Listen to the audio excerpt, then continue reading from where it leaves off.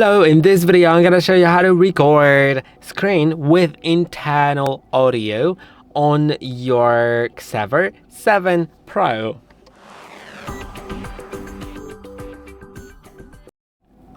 In order to do it, you will need to simply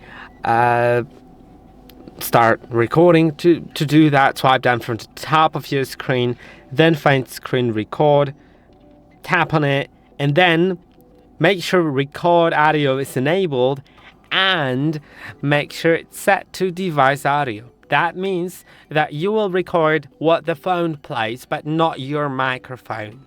You can also set it to device audio and microphone, and that will record both what's being played on your phone as well as your voice. Also, you can set it to record a single app or entire screen. I prefer entire screen, but if you want, you can just do like a single app, start recording and select the app that you'd like to record.